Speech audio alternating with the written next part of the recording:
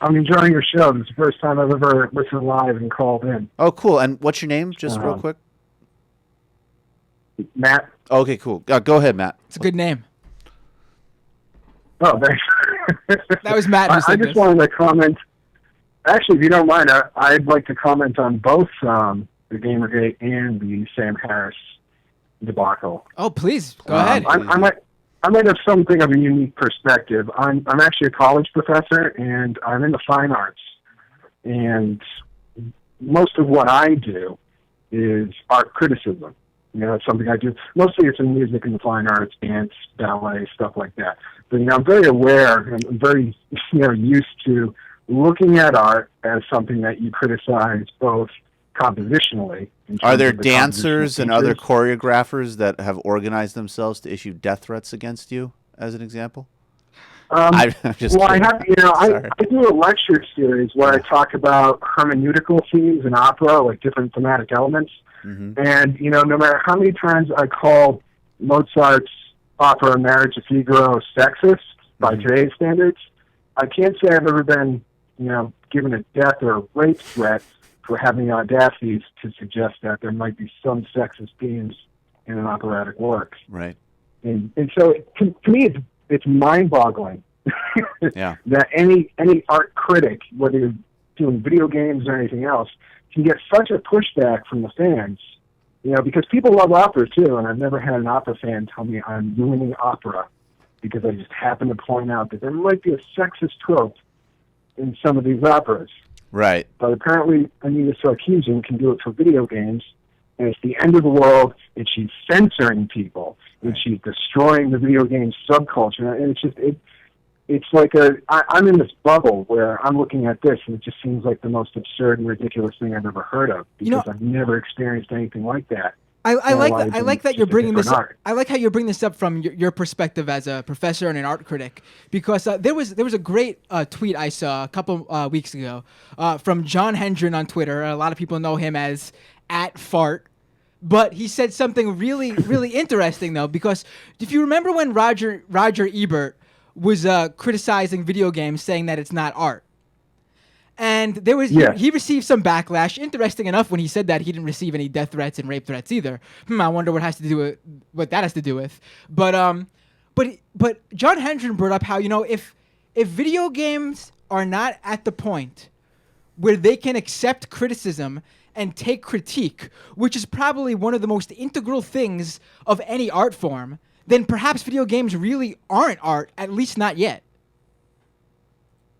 Yeah, and if they are only toys, why are we taking them so seriously that we have to harass people for criticizing them? Exactly. So it's like it's a catch-22 for them. Either they're toys and they shouldn't be taking them so seriously, or it is art, and I do think they are art. It's interactive media. And then we're allowed to do the sort of hermeneutical and thematic analyses that we do in any other art.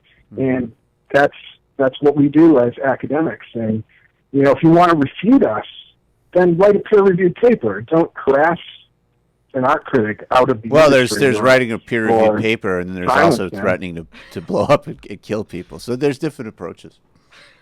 I'm sorry. Well, yeah, I mean, of course. There's the academic approach and there's the lynch mob approach. Right, yeah, there's different, Who are you to judge? No, I'm just No, Michael, we really, I'm kidding, really a great point. I really thank you for calling in. I hope we've hooked you on the show and you'll call in again. Yeah, please do. Oh, yes, thank you very much. Can I comment on Sam Harris as well? Yeah, make it pretty quick because we're up against the line a little bit. Obviously, we're going to go late today, but yeah, go ahead. Okay, real quick.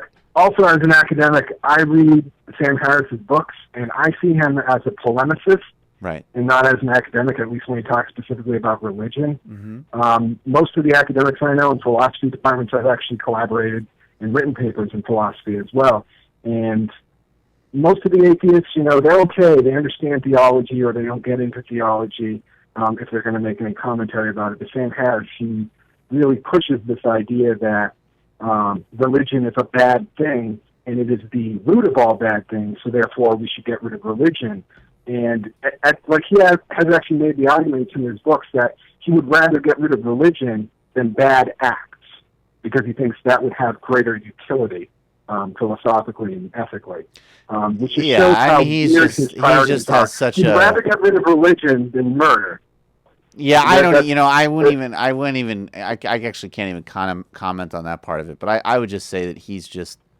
I mean, it is actually kind of stunning to me, both that his actual reading of religion is so devoid of any, I mean, basic kind of like philosophical or comparative religion training. It's kind of mind blowing. And yeah, I mean, to look at the world today and just see religion as the as the kind of wellspring of all of our problems is just not. And again, not that extremism isn't a problem. And then on the other hand, the other main thing that he does too is he says, and this isn't just with Islam, but he kind of has this thing of like, well, sure, moderate religion's better than fundamentalist religion, but on the other hand, fundamentalists are the only people who are truly observing their religion. And I would add even fundamentalists are not, like, no one reads texts as literally as Sam Harris. I mean, it's really, it's bizarre. It's problematic. It doesn't, and even where he's right, he's not providing any solutions, because calling a bunch of people sort of, morons and stupid essentially is not really going to solve anything. All right. Thanks so much for the call. You're welcome. Have a good day. Bye. You too.